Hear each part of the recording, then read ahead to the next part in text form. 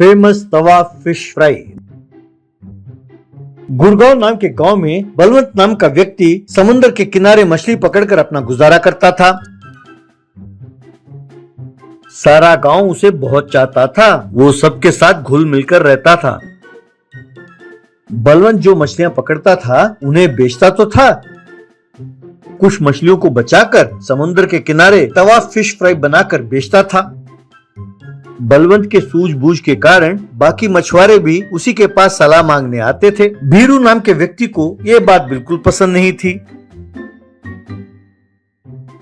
एक दिन बलवंत के तवा फिश फ्राई के पास काफी भीड़ लगी हुई थी।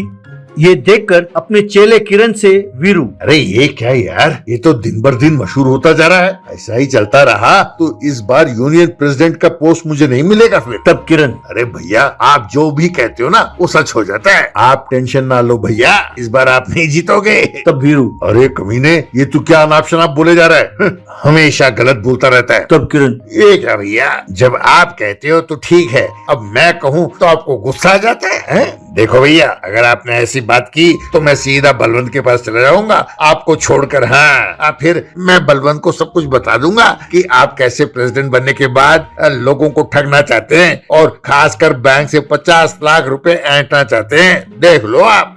तब वीरू, अरे यार, मैंने तुझसे कहा तो था कि तेरा हिस्सा मैं तुझे दूंगा। ये तुम ये ब्लैकमेल क्यों कर रहे हो? पहले एक आइडिया तो दो जिससे हम उसे मशहूर होने से रोकें। तब किरण, अरे ये कौन सी बड़ी बात है भैया, अगर उसे मशहूर होने से रोकना है तो उसे तवा फिश फ्राई से दूर रखो बस। और हाँ, तवा फिश फ्राई के आड़ में उसकी नेकी पर दाग लगाना होगा।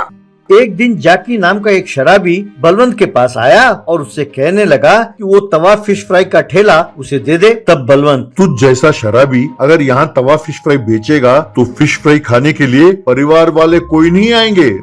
तब वहीं खड़ा वीरू, देखा वालों, देखा, आओ आओ देखो, आप सब कहते हो ना कि बलवंत बहुत नेक इंसान है। अब देखिए, जाके इनके पास गुजारा करने के लिए, पैसे कमाने के लिए एक जरिया मांग रहा था और बलवंत उसे डांट डपट कर भेज रहा है। तब भीड़ में से एक आदमी, अरे वीरू, तुम्हारा दिमाग खराब हो गया है क्या? अरे उस शराबी को बलवंत तो क्या, हम में से कोई भी काम ना दे और ऐसे शराबी के लिए तुम वकालत कर रहे हो? तुम्हारा दिमाग ठीक है?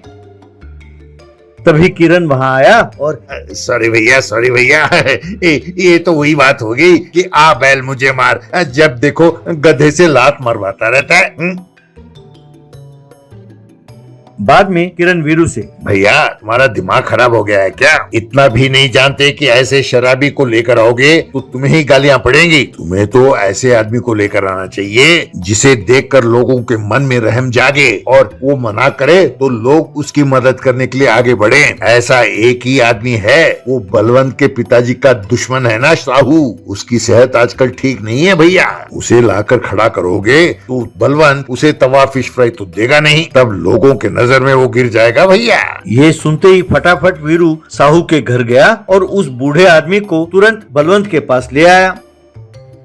फिर वीरू बलवंत से, भाई बलवंत, उस शराबी को तो तुमने मना कर दिया, लेकिन ये साहू चाचा है ना, ये बूढ़े हो चले हैं, तुम अपना ये तवा फिश फ्राई का दुकान उन्हें दे दो। तब साहू वीरू से, अरे कमीने बेटा, तुम मुझे जल्दी जल्दी यहाँ इसलिए लाए थे? अरे बलवंत बेटे ने तो मुझे बहुत पहले ही कहा था ये दुकान चलाने के लिए, लेकिन मुझसे नहीं हुआ। अब हर महीने मेरे दवाई के लिए, खाने के लिए सारा खर्चा बलवंत बेटा ही तो उठाता है। ये बात सुनकर सब लोगों ने ताली बजाई। ये देखकर किरण वीरू से, अरे उस्ताद, बस सब हो गया, सब बेड़ा गर्क हो गया, अब कोई भी रास्ता नहीं बचा उस्ताद। बस इस समंदर के किनारे दो ही बेवकूफ नालायक हैं, एक तुम और एक मैं। अब अपना यूनियन लीडर बनने का सपना छोड़ दो और बलवंत से मांग कर ये तवा फिश फ्राई दुकान तुम चलाओ। ये बात सुनकर वीरू को बहुत गुस्सा आया। वो किरण को मारने के लिए उसके पीछे दौड़ने लगा। ये देखकर सब गांव वाले हंसने लगे।